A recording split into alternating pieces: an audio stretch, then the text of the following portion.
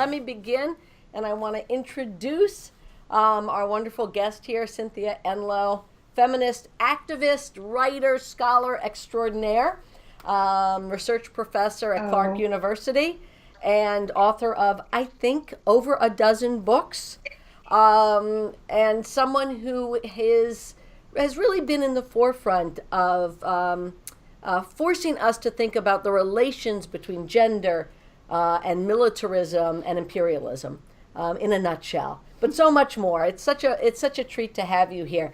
I'm Susanna Walters. I'm the editor of Signs. I am joined here by my wonderful co-editors of the special issue on gender and the rise of the global right, Agnieszka Graf from Poland, and Ratna Kapoor, who comes to us from London, Queen Mary's University.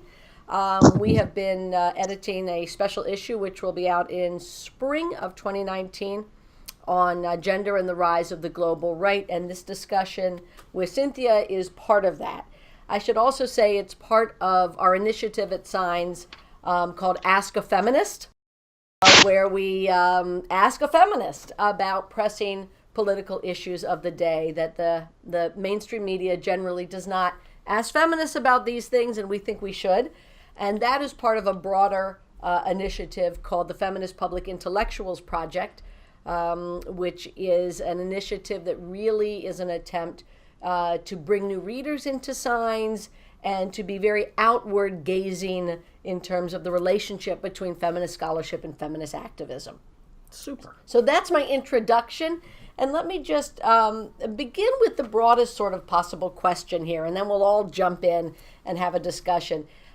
Given that this is this discussion with you is part of this special issue on gender and the rise of the global right, I wonder if you can give us some of your thoughts about the relationship between sort of misogynist and gender normative social movements and this, at this moment, and the rise of these imperialist, fascist, neo-fascist, populist, neo-populist social movements that seem to be spanning the globe, and what you see as the relationship between sort of gender politics and the way gender fits into those right-wing, newly construed right-wing movements, and how we might move in analyzing that relationship.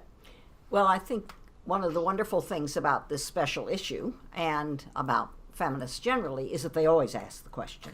They ask the question about socialist revolutions in gender. They ask the questions about anti-colonialist movements in gender. So asking about where are ideas about masculinities and ideas about femininities, where are anxieties about women in particular, where are they in any social movement, Right. I think is always worth asking. As we all know as feminists, you don't know what answer you're going to get when you look at a particular movement, but it's always worth asking. Or put it the other way, one's really, I've learned, really likely to get a very unreliable understanding of any social movement if you haven't seriously looked at where women are and where ideas about gender are.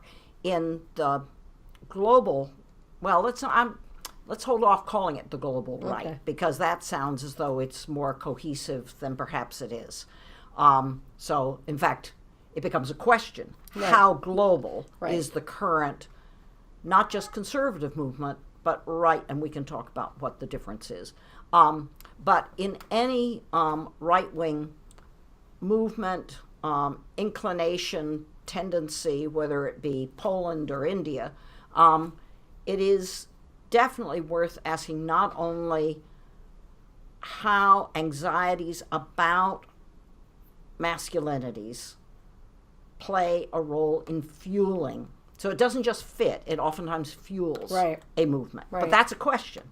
I mean, the question then becomes, for anybody who's studying either Polish or Indian or US or Slovenian right-wing current movements, Right. the question to ask, I think, is, for all of us, is to what extent we all work with graduate students, right? So we all want to be sure that we know how to ask the question that's researchable.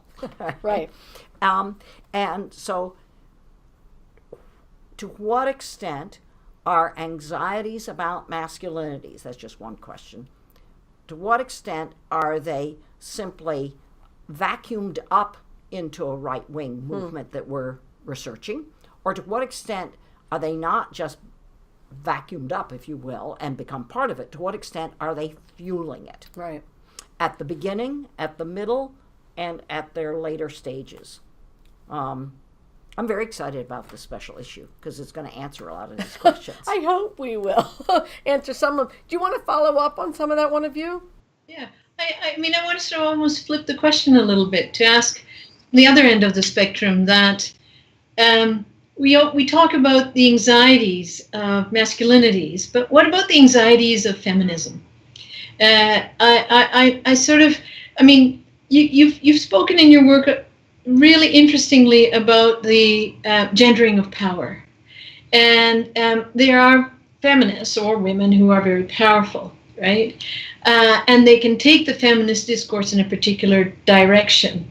For example, in the current moment, in the context of what we're using the term the global right or right-wing nationalist movements, we've also seen a convergence of liberal feminist ideas with these right-wing masculine nationalist movements, say in campaigns against practices such as veiling, right, all over Europe and France and Belgium, Italy, Denmark, Netherlands. There's a whole host of countries that, and these bans have actually been supported in part by feminist agendas, partly by feminist agendas. So I'm curious about, and this is my question, the role that feminism has played, or a certain strand of feminism has played in enabling some of these right-wing nationalist movements or the global right in specific cultural and historical contexts.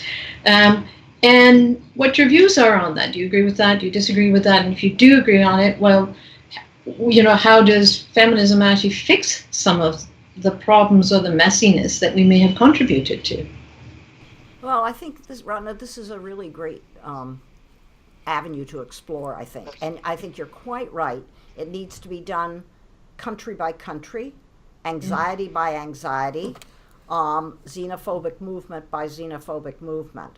I think what is striking about the question of in Western Europe, so for instance, not in the UK, not in Ireland, not in Scandinavia, so particularly in France and maybe in the Netherlands, so very specific places. The question about observant women adopting not just a headscarf but a full veil, and that's very different in what kind of emotions it arouses. There's been, and you know this better than I do, but there's been intense debate amongst feminists. And there are two things. One, there's intense debate amongst French feminists.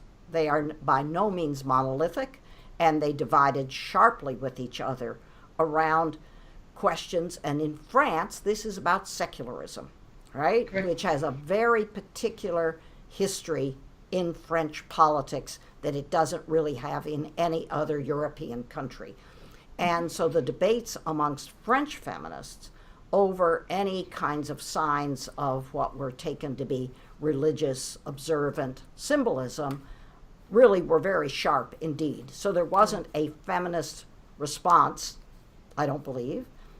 There was an intense and feminist debate, and I think it has a lot to do in France, obviously, about racism, but also about feminism's relationship to secularism in right. French politics. Right. That doesn't come up in Sweden. You don't hear, and I'm working with Swedish feminists these days on different things because of the rise of militarism in Sweden. Right. But you don't hear this debate in Sweden. And in fact, I was just at a Swedish big meeting that brought together a lot of progressive groups from all over the country. And it was intensely pro-immigrant rights, intensely. So that I think it really does. I think you're quite right that the question needs to be asked, and I think it needs to be asked country by country, feminist movement by feminist movement, and feminist by feminist. So there's some people who declare themselves feminists and come out against women who adopt the veil, and they are then challenged immediately by other women in that country who call themselves feminists. I mean, I really, this is the great advantage, I think, of Signs and other communities of scholarship and researchers. We ask questions. We don't make sweeping statements, any of us.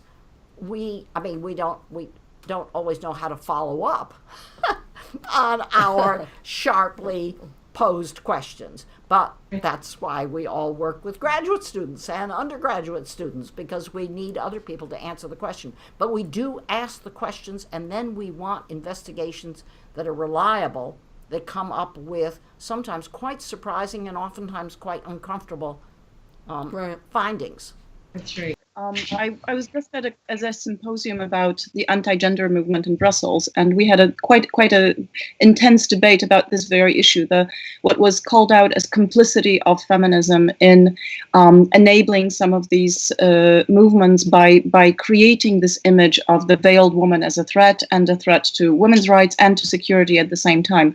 And the discussion sort of went in the direction of, what do we exactly mean by complicity? Do we mean causality, or do we mean coincidence? How much influence do we have? I'm willing to agree with the idea that yes, some strands of feminism have been complicit, some have been co-opted.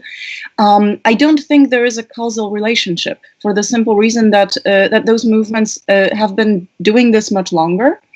And I don't think they listen to feminists that much, which is not to say that we don't need to worry about homonationalism or racism within feminism. I just don't. I think that there's a difference between acknowledging that certain things are uncomfortably close to each other, and we didn't catch certain patterns early enough, and blaming ourselves. And I think some of those feminist debates have gone in the direction of, oh my gosh, it's our fault. We were neoliberals. We didn't notice this. We didn't know. I've been watching maybe because the Polish right is so strong. I don't think feminism has that much influence on it, frankly, as some of these arguments suggest. No, in fact, I think you're right, Agnieszka, that one of the things that is so stunning, really, is how the right in many countries, in fact, makes feminists look more influential than they are, as a scare tactic. So that they blow us up to, 8 times our normal size, because it makes us look like more of a threat. Right. And then they name themselves defenders of women. Absolutely. Would that we were that powerful. Yeah. No, I think this conversation is just exactly the conversation to have. And as I say, what it does is it does call for research. Right. And it's the only way that we can actually sort this out.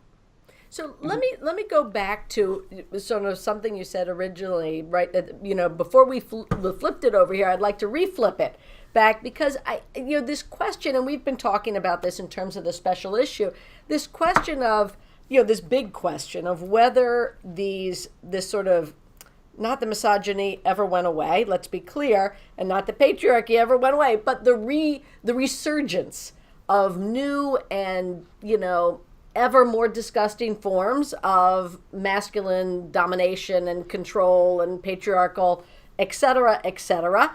To the extent, I mean, this way you phrased it, whether it's, sort of vacuumed up by these other movements that use it, in a sort of instrumental way, or whether these sort of resurgent forms of toxic masculinity and woman hating, because there's really no other way to put it, I think, whether they're actually central to many of these newly resurgent forms of neopopulism and right-wing movements. And I think and it is, of course, a research question, But in your own research, what have you come to some conclusions about where and when those things are, vacuumed up, and where and when they're central?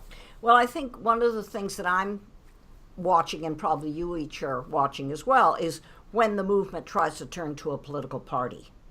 Right. And there are two things. When they are not parties, and in the U.S., this is when they're militia movements. Right. In India and Eastern Europe, they're oftentimes movements before they are parties. Sometimes they start right off as parties. And this really matters if they're electoral parties, because one of the things that is really stunning is when they're militia movements, right. Then they tend to be highly masculized. It doesn't mean that they ignore women, because sometimes there are women in their families that they have to bring along right. into the husband or uncle or father or brother becoming a gun-wielding militiaman. Right. But when they turn into political parties, then, and in fact, if they have aspirations to win something that look like semi-open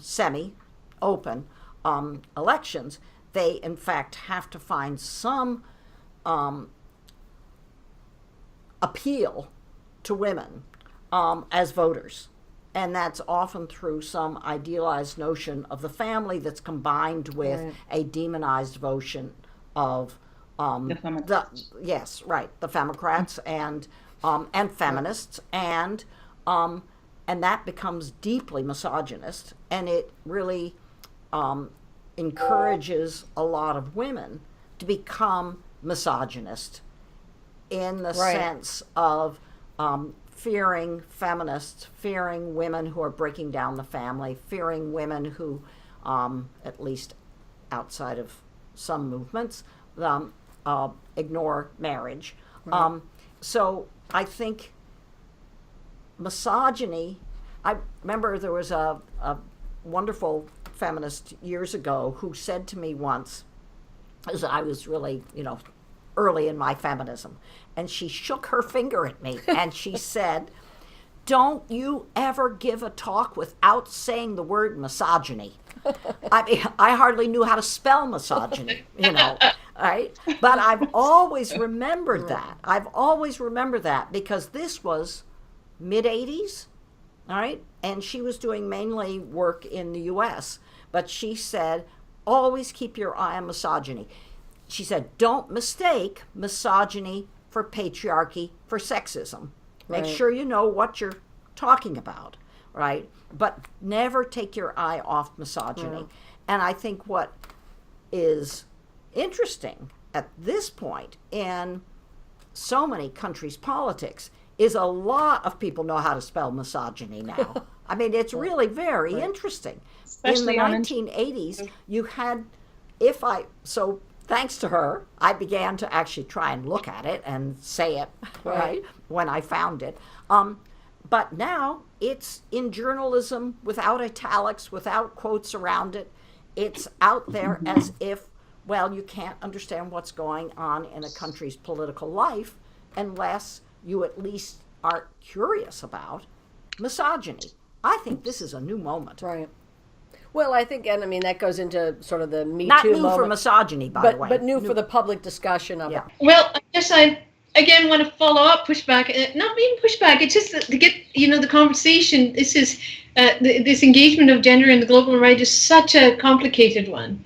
And I think our questions are struggling with how do we have specific discussions with a title that's so big and means different things in different contexts. So, that's why I want to keep on asking questions back to you that in response to some of your answers, for example, on masculinities, the question was around toxic masculinities, but those very toxic masculinities are targeting other types of masculinities, whether they're, and that's also a question of gender, whether they're Black masculinities, whether they're migrant masculinities, whether they're the demonization of the Muslim man. In my context in India.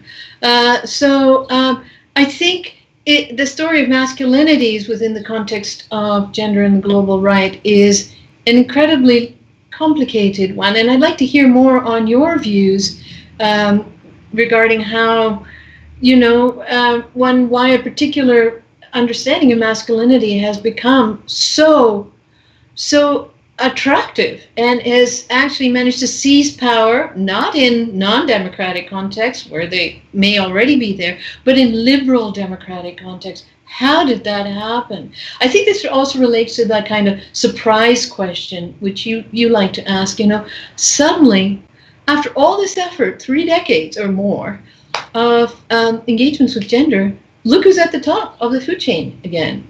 This kind of toxic masculinity, but it's managed to crowd out all these the sort of the new man and other forms of masculinities. I'd love to hear your views on this.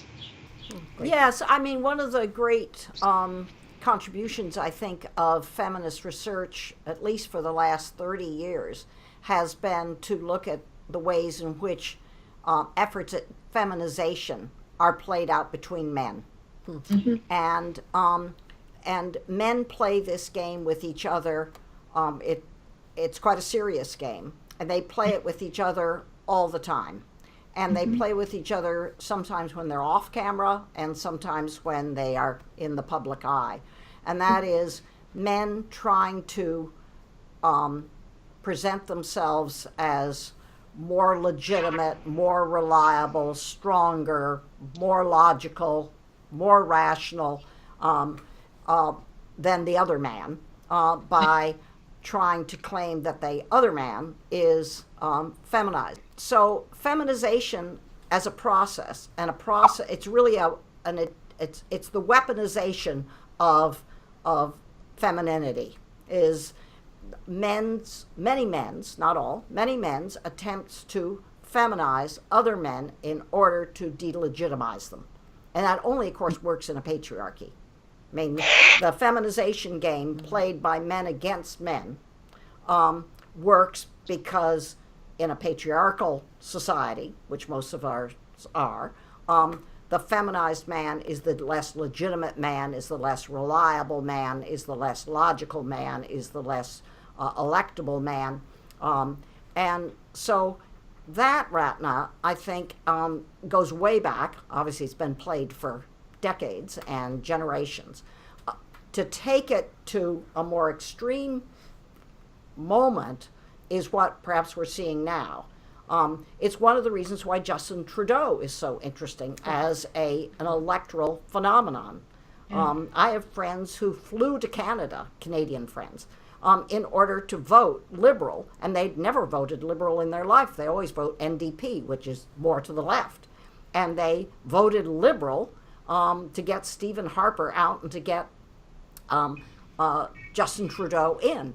And everybody in Canada realized that there was a feminization game going on between the Canadian Conservatives and the Canadian Liberals in the last national election. So feminization, it goes on also in closed-door meetings.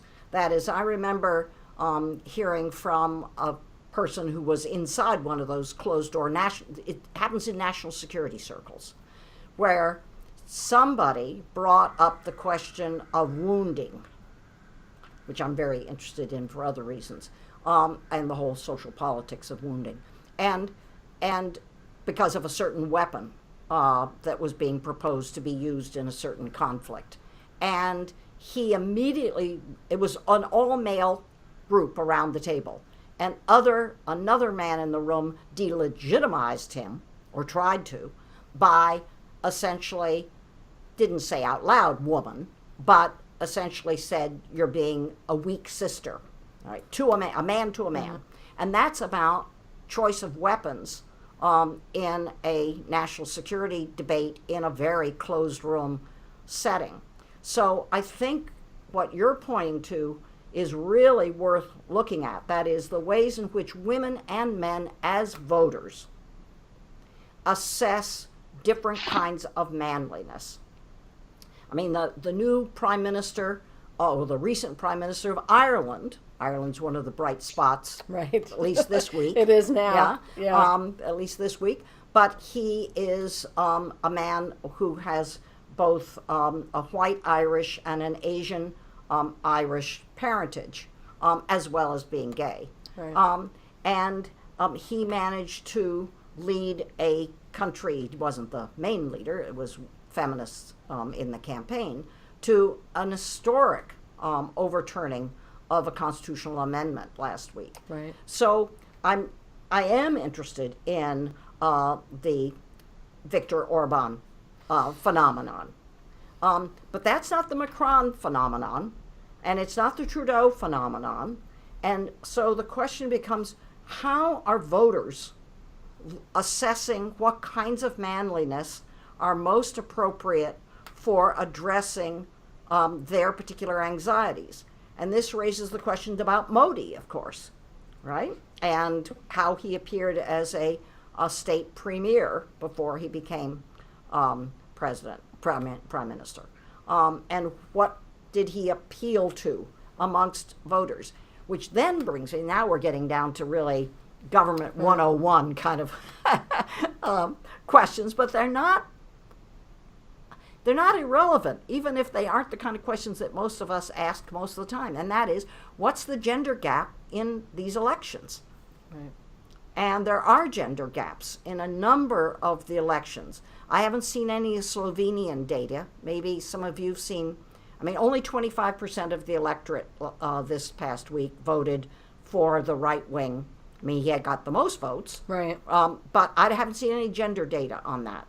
I know in earlier voting on the National Front in France, there was a significant gender gap in French and women's voting, even though a lot of women did vote for the National Front in earlier elections. So the presentation of masculinities, the demonization, as you say, Ratna, of certain kinds of masculinities, as if there is this thing called black masculinity, which of course is a total myth. There's no black masculinity, there's no Muslim masculinity, there's no Latino masculinity, there's no Slovenian masculinity. But it does also raise questions in electoral systems about how women and men come to trust or distrust certain kinds of formations of masculinity and then how they act on that. I think that's really interesting. Yeah. But it is also that men play the misogynist game against men. And I think part of what your point is, which we've been talking about as well, is just how unbelievably uneven this is. I mean, I think part of what Ratna was saying here, that, this element of surprise, maybe not surprise for some, that, after these decades of feminist work and and particularly in the U.S., this sense of here we are, on the cusp of having our first woman president, and these sort of the sort of transformations of sort of feminism spreading out into the public sphere in more popular kinds of ways and so on.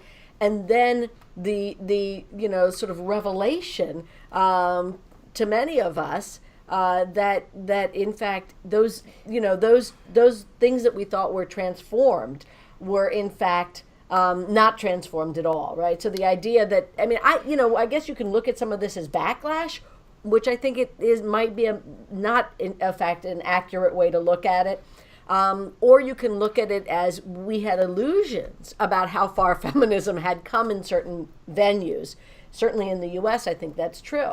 The illusion that we were in a post-feminist world, or we were in all of that. Was there a single feminist who thought? I think there were. I think there is. To Ratna's point, I think there is a certain kind of liberal feminist that did believe, we were that hardcore misogyny and that kind of stuff was largely a part of the past. Oh, I don't.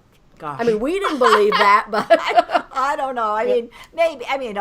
They're always optimists in every movement, right? Every revolutionary movement, every feminist movement, every anti-racism movement, there are optimists who think that we've come further than we have. But speaking personally, I'm neither a cynic, I'm not a pessimist, but I definitely never lick the icing off the cake. Can I ask my question, please? I actually remember looking at your book the day Trump won the elections, and I thought, yeah, I'm surprised.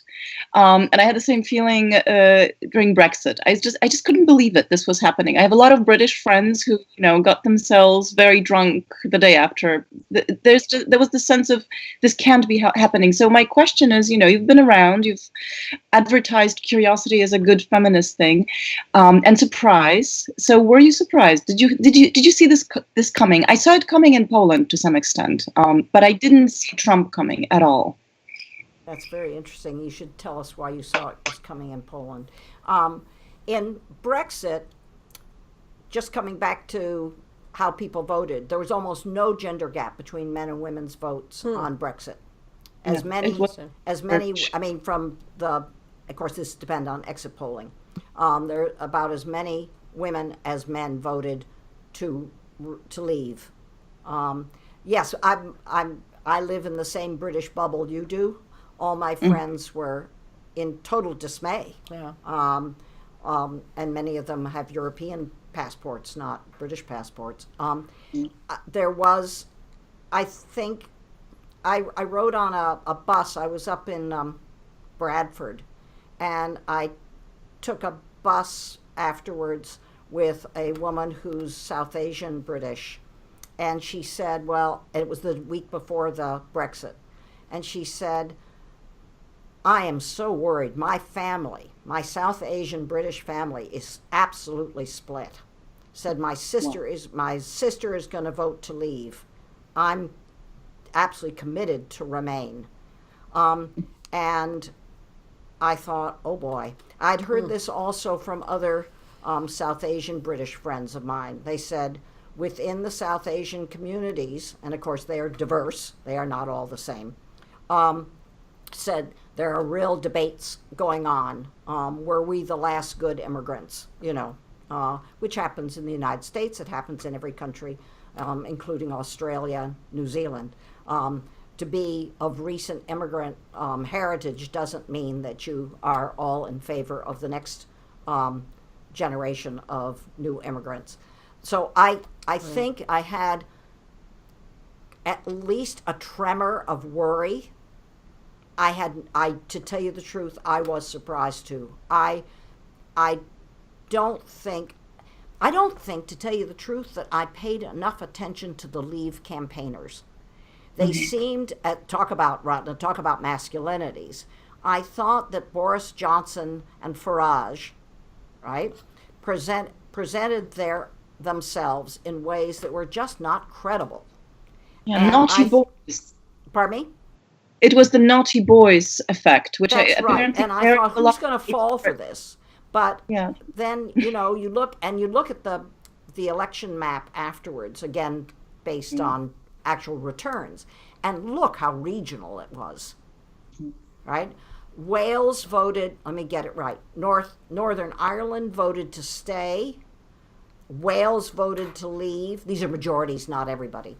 Northern Ireland voted to stay, Wales voted to leave, Greater London voted to stay, the Northeast voted to leave, Scotland voted to stay. It didn't even, the regional map was, in this case, more stunning than the gender map, even though the campaigning was very gendered.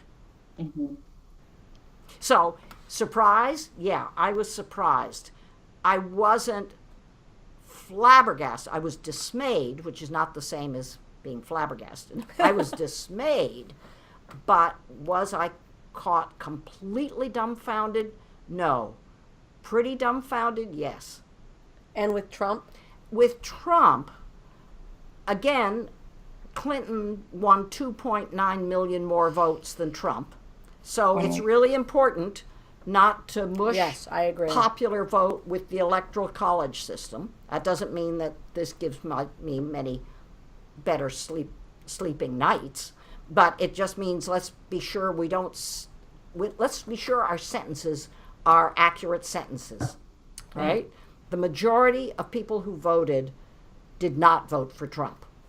And in fact, Clinton won 2.9 million more votes than Donald Trump did.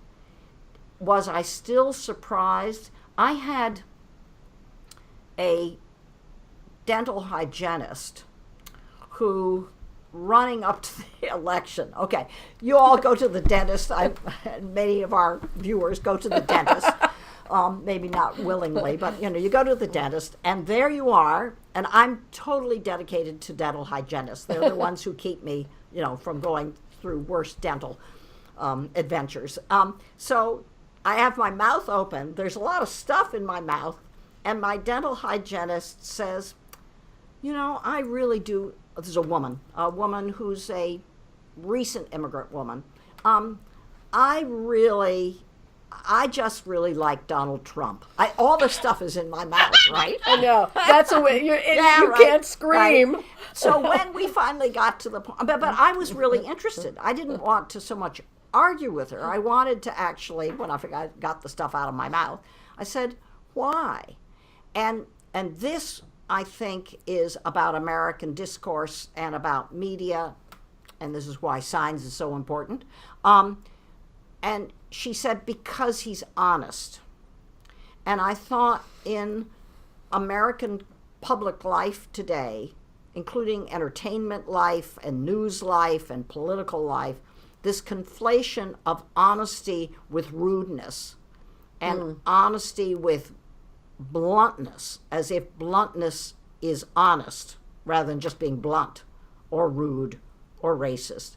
I thought it was really interesting. So I was surprised, to tell you the truth, about the Trump. We had a big party. Oh, it was awful. Everyone has their election night story. Yeah, horrible. But I think it's really important to remember what the results were and what they weren't.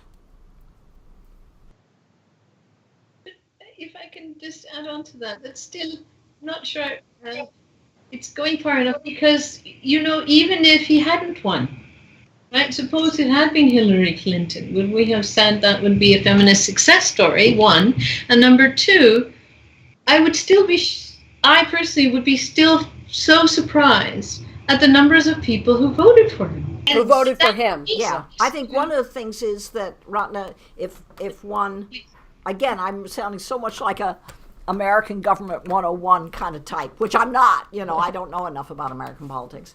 But one of the striking things is how few American voters are willing to vote outside their party affiliation.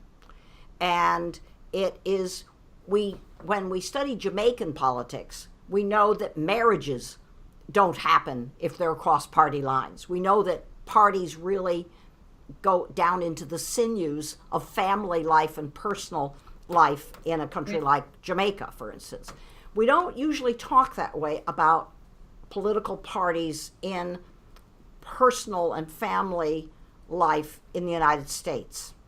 But I think perhaps we should become more interested in this, because one of the things that was stunning was the very high percentage of people who identify as Republicans who could not imagine voting for anybody but a Republican. Now, it's true in American party politics today that there's a larger percentage of people who identify as independent, which means they just don't register by Democrat or Republican. And that percentage now is higher than those who identify as Republican. So that's really, that is important. But it was really stunning to me how many Republicans, no matter how many people who identified as Republicans when they register to vote or when they're asked by a pollster, just could not imagine voting for anybody but a Republican. I remember my father was a lifelong Republican. And at one point, this is all about masculinities right now. At one point, my father became very disenchanted with George Bush Sr. It was all about militarism, really. My father was quite a militarist. And he got up to Election Day, and he was not going to vote. I don't know what he was going to do, but he just told me, his Democratic daughter, that he couldn't bring himself to vote for George Bush Sr. This is when he was running for re-election. And then at the last minute he said, I couldn't do it. I couldn't do it. I couldn't vote for anybody but a Republican. And so I think the votes for Trump, I don't want to, I mean, I'm dismayed, obviously, deeply dismayed that people didn't take seriously his profound moral, political, and, well, flaws. I'm deeply dismayed about that. But I'm trying to really dig deeper and see what's going on there.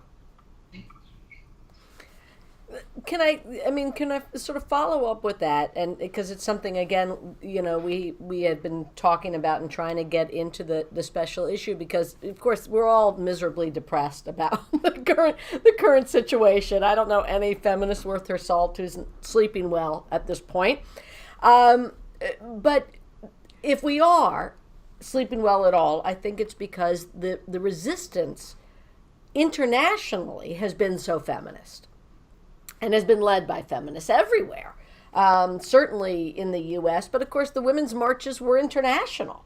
Certainly in Poland, incredible resistance coming from feminists. Certainly in some of the stuff that's been going on in Latin America has been led by feminists. So I'd love to talk a little bit about what this moment of feminist resistance to this particular forms of anti-feminist, misogynist, racist, formation is taking place, and why is the resistance so feminist? I mean, that's taken me by surprise, frankly, in a wonderful way. And what can we all, what can we imagine building on that to have that become more institutionalized? In terms of not just marches, how do we turn the pink pussy hats into political power? I mean, I guess it's another way of saying it. Well, I think the resistance oftentimes becomes particularly and distinctly feminist when the right that's being resisted really shows its misogynist colors. It doesn't mean that feminists need to see blatant misogyny in order to see patriarchy. But there's nothing like blatant misogyny to really bring women to a more feminist moment in their own activism, or to activism at all. Right. So I think the fact that so many of the right-wing movements have been so clearly sexist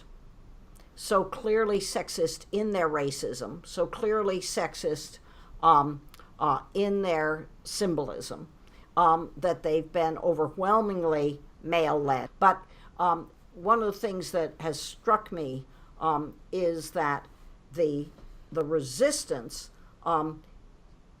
is is fueled by women who see not only the rollback of reproductive rights as crucial to their well-being and their daughters' well-being, right? I think that's really important. And reproductive rights are violated not just in the name of blatant misogyny, but in the name of a very conservative notion of women's place, the domestication of women, and the role of motherhood in women's identity, and misogyny, and misogyny and conservative reproductive rights campaigns are not synonymous. They certainly, one is supported by the other. So that I think in the women's marches, I think a lot of it was the blatant misogyny that they saw in the Trump campaign. And in other countries, it was both that, but also the organized campaigns to roll back women's reproductive rights and women's access to decent paying employment. That have now we've got #MeToo picking up on this, and that's about workplace life. But I think and that's fueling it as well. And that isn't where we were in January of 2017. So the #MeToo movement, is also bringing up what goes on in workplaces, right? And what does misogyny look like at the water cooler, Right. the proverbial coffee machine. I wonder, just a follow up for that, if you feel that this is, I mean, that there is a moment here in the midst of all of this sort of horror, is there a moment to imagine a kind of feminist transnational politics that we can't have imagined taking place in the past? Well, there are several places where it has been taking place, right? I mean, I'm now being educated by feminists who do a lot of work within the United Nations, and they have been building really interesting new alliances. For instance, probably many science readers or many feminist researchers don't follow small arms trade, that is, trade in guns and rifles. But I do. Right?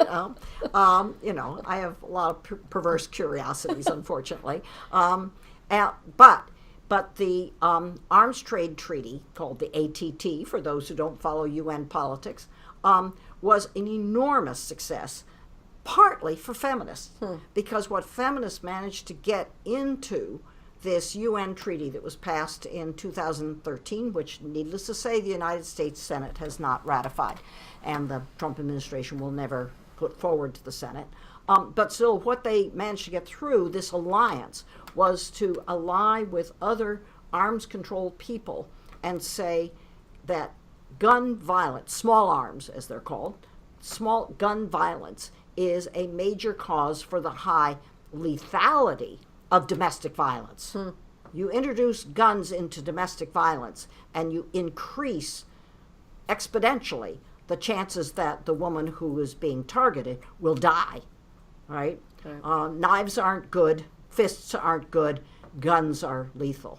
And they managed to get this very broad coalition that was working to roll back the international trade. This is a global issue, international trade of guns. They managed to get into, I think it's Article 7, that every government that is an exporter of small weapons now is responsible, if they ratify the treaty, is responsible for at least asking whether the guns they are allowing to be exported from their country are used in violence against women. And they use the term gender-based violence. The Vatican had a fit, and the Vatican lobbied very hard. The Vatican's very big in the United Nations, right? I mean, you know this, Anisha. But they managed to get the word gender in over the Vatican's stiff resistance. So, is there a new effort? I think there's a lot of learning that has gone on in the last 30 years, especially from the UN end-of-decade meeting in Nairobi. That was a big turning point. We talk about the meeting in Beijing, but the meeting in Nairobi was really important because it was for the first time that women from wealthier countries, not of whom, all of whom were wealthy themselves, those who went, but feminists from wealthy countries really had to take on board what women in poorer countries really had as their main priorities, but also their main analytical findings and analytical understandings. And Beijing built on that, but it really has transformed what a lot of international, transnational women's organizing is all about. It's not as good as it should be, and no transnational activist I've ever worked with thinks where we've somehow hit, a good point yet, but there's definitely awareness that there wasn't in 1985. And so that means that the international resistance is much more conscious, for instance, around immigration rights. I mean, that really does help, but it also is internal racist and sectarian politics is much more on people's agenda when they think about feminist organizing. Good enough? No. Better? Yes. It's tough, though. I mean, you've just got to, well, I don't need to tell you three, you've done that. You have to stay awake longer than you want to. You have to stay in awkward meetings longer than you want to. You have to listen to people that are dressing you down more than you want to.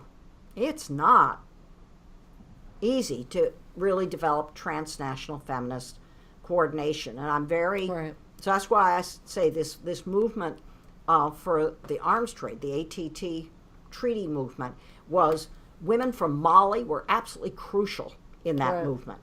Women from Brazil were absolutely crucial. They were the ones who really gathered data on how guns were used disproportionately in violence against women. And they helped really make the Right. ATT a truly transnational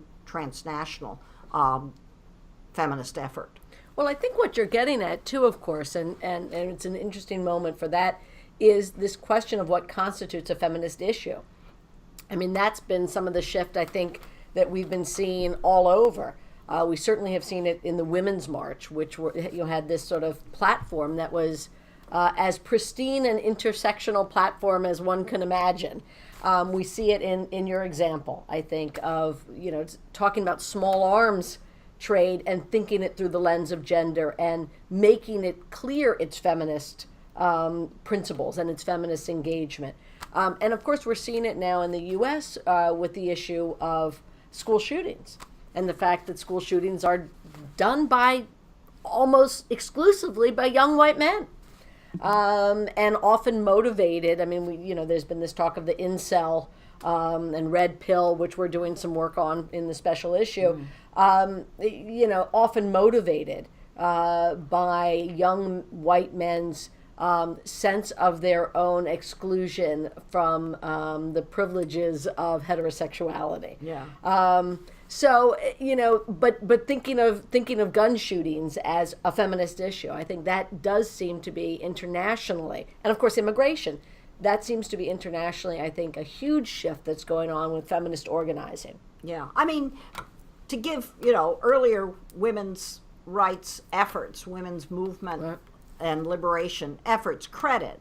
I mean, if one goes back and looks at the earliest women's self-conscious organizing as women, I mean, it was also about property, it was about marriage, it was about the nature of the family, it was about migration, it was about war. So it's not as if earlier women's movements didn't try to understand, where does oppression occur and by Right. what means does oppression occur, and then try to address it.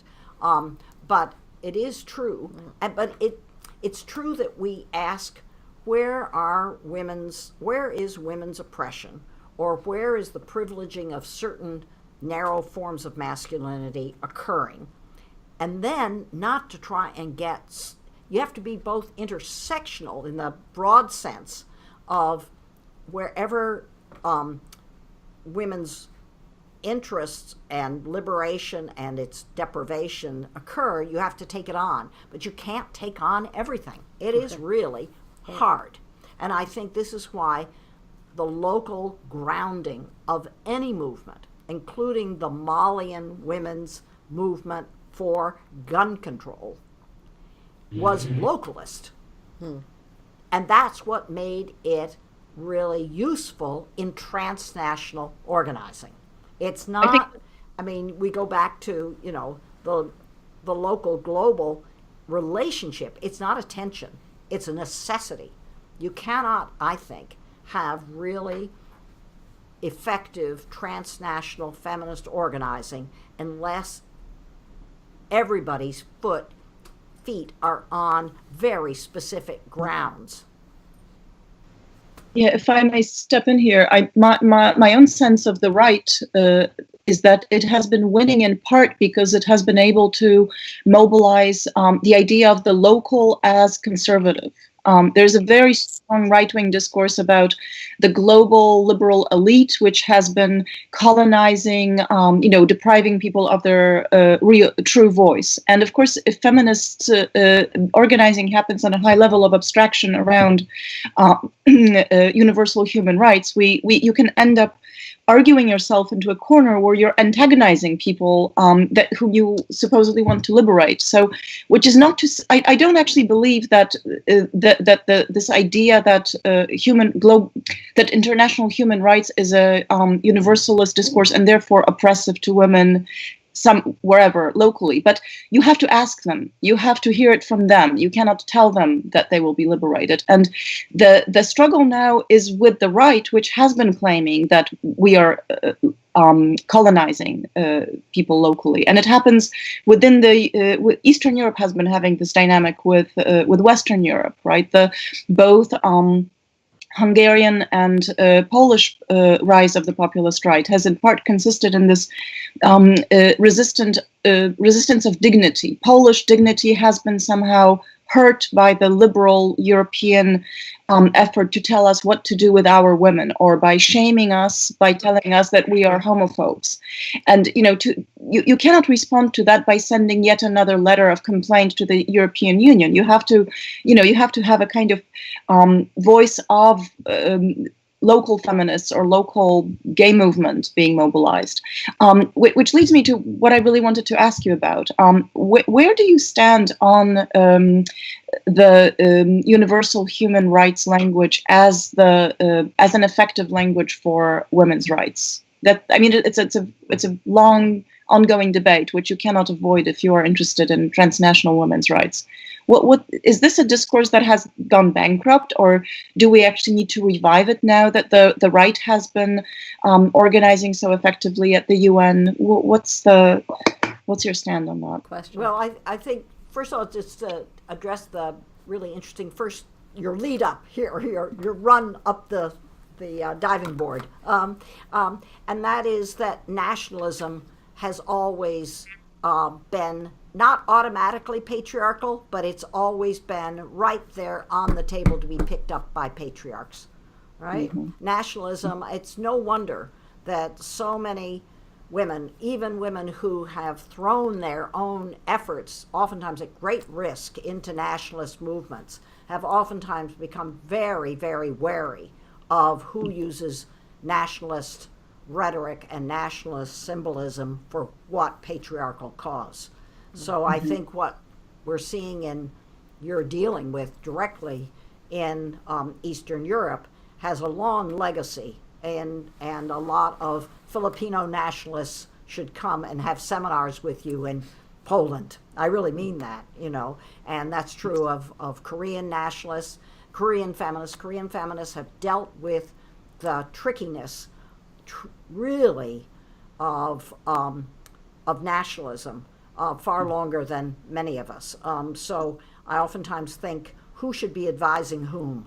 And I would send Filipino feminists around to advise us all, and maybe they should be joined by Korean feminists to take up this question of how do you really deal with the question of sovereignty, the question of nationalism, and our women and their discourse.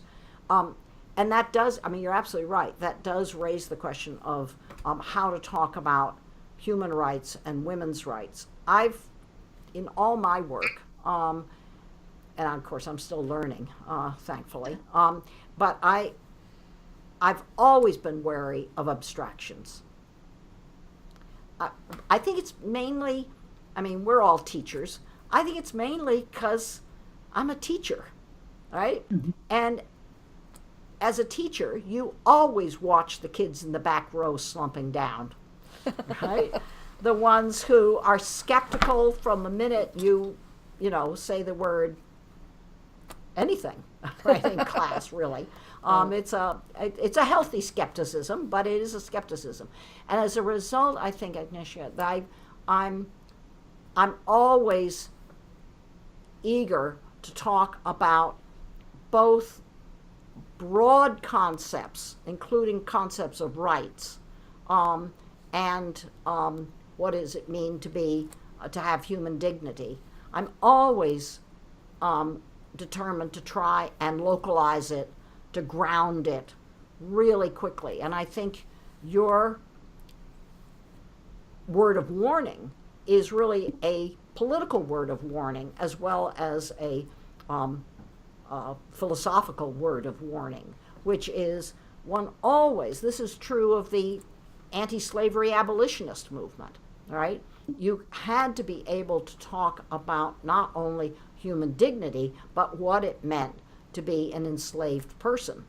And what does it mean to be an enslaver, right? If you look at the debates in the 19th century. And so I actually see declarations of human rights as having been very powerful and also very empowering for a lot of people. It's one of the reasons why CEDAW has real meaning in Japan. CEDAW has real meaning in Indonesia. CEDAW has real meaning in Brazil, because it really says we have rights because we are women and humans. So I don't want to kind of throw it out because it's been abused and misused, but I do think that for it to be politically effective, it has to always be in connection with trying to understand what this means in terms of everyday life of women, of men, and of people who don't want to choose between the binaries. I know that's not a very helpful answer in some ways, but it's actually. I don't think the solution myself. I think that we need to complicate the question and see, the various dangers that come with both holding on to this concept but also with abandoning it.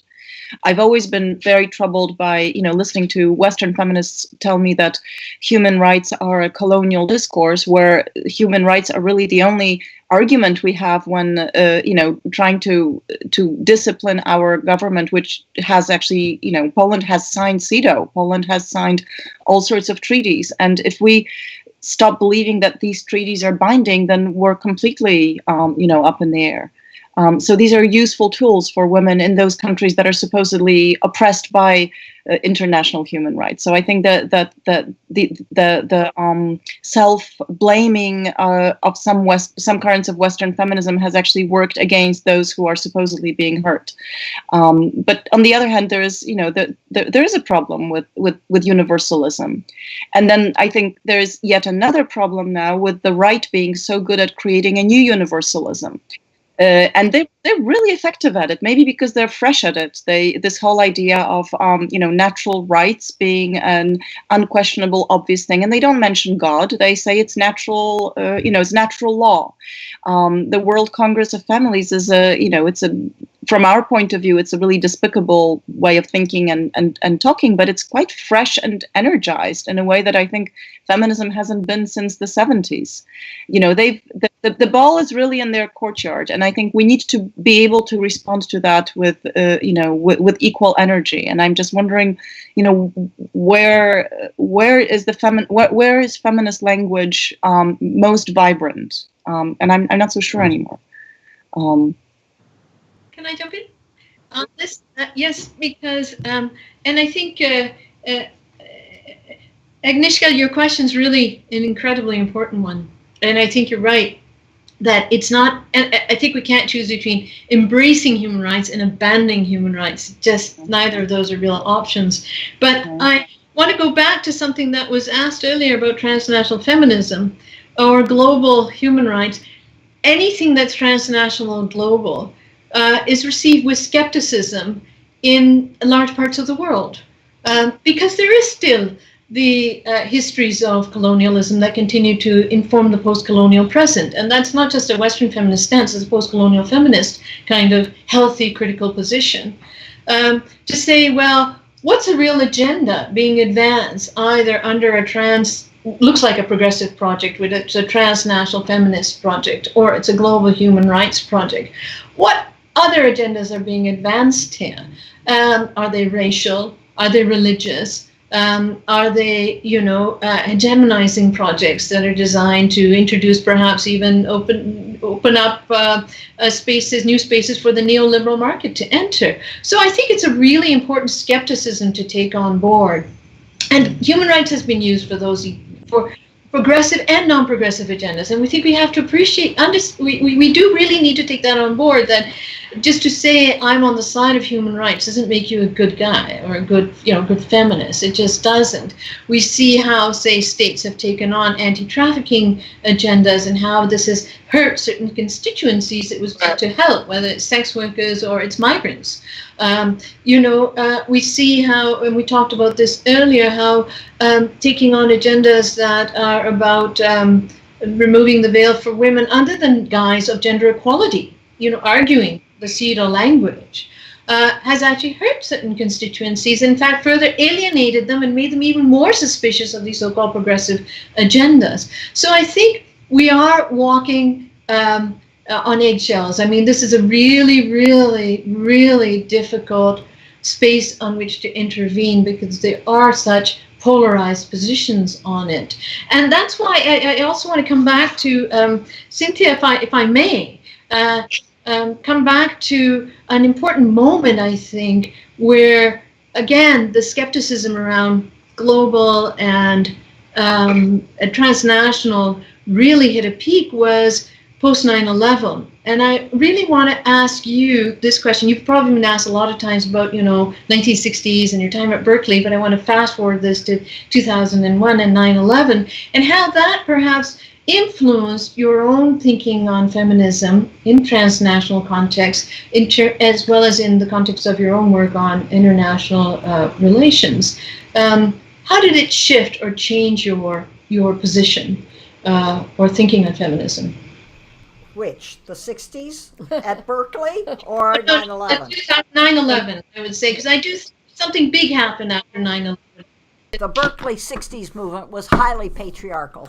Yes, okay. Yes. So I don't glorify, I mean, I was there, I was at the bridge table next to Mario Savio. But the Berkeley movement was definitely a pre-feminist movement. I learned a lot from it. I went on strike, but I didn't go on strike with any feminist consciousness, alas. We all learn, right? Yeah. We all learn. It's really important to always fess up to what you didn't know when you didn't know it, and then to say clearly who taught you. But for me, the 9/11, that is the 9/11 moment, in some ways, this is going to sound, how to make it not sound like I told you so, because I don't mean that. But the thing is, I've been tracking militarism for 20 plus years. I really started tracking militarism before I was a feminist, because I spent about 7 years looking at the workings of racism inside of militaries all over the world. But actually, I was interested in militaries. I hadn't really conceptualized militarization at that point, but I was following militaries and racism. But I started really thinking about militarization and all the forms it takes in all its nooks and crannies, not just in national security settings. Really from 1981, I think I can almost date it, 1981, which was about the time when I also was becoming more consciously a feminist. So that when 9/11, and that's a shorthand for a lot of things, but when 9/11 happened, and particularly post 9/11, that's really what matters, right? I mean, there were many, awful killings in many different settings, and they didn't turn into something called 9/11. It's the post 9/11 justification for ramping up a much more diffuse kind of militarism. Right. That's what I really think is, and I think for me, it really took the form of all regimes anywhere that wanted to legitimize increased militarization now had a new tool for it. It doesn't mean that Indian regimes hadn't been militarized before, i.e. Indira Gandhi, of course, or that militarization hadn't been embraced by the French and the Dutch and the Chilean under Pinochet and Argentina under the junta. They certainly had been. What post 9/11 discourse and policy and political economies of weapons did was give regimes that wanted to ramp up their own internal militarizations a new language and a new set of allies, primarily the U.S., of course, the U.S. government. Yeah. And that doesn't mean that it was less gendered. It was distinctly gendered in each place, I think. But for me, this sounds lazy, and I don't mean to say, it didn't mean that I had to actually, I was already perverse enough in my curiosities that I was really keeping track of all kinds of militarizations in the late 80s and through the 90s. I now had to really be even more energetic about it. And I had to rely on a lot of researchers I hadn't read before and listened to before to really take on its new forms. But for me, 9/11 was a ramping up of something I'd been watching and alarmed about for a long time. And in that sense, you know, when your alarm increases, that qualitatively does change you. You know, you're right.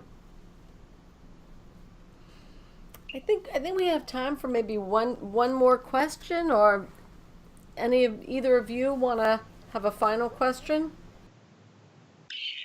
I'm curious about your sense of motivations and gratification that women get in right-wing movements. I had a conversation yesterday with a woman from Cyprus who's doing anthropological work with right-wing women. And one thing she told me, and it sounded a lot like what I'm hearing from a doctoral student who's researching militaristic groups in Poland, is that there are lots of women there now, that these movements are much more keen to recruit women, and that these women get a sense of dignity from, for instance, learning to shoot, and they believe that feminists are wimps, that they are the hardy women of today's world, of course. But I mean, yeah, I know what you mean.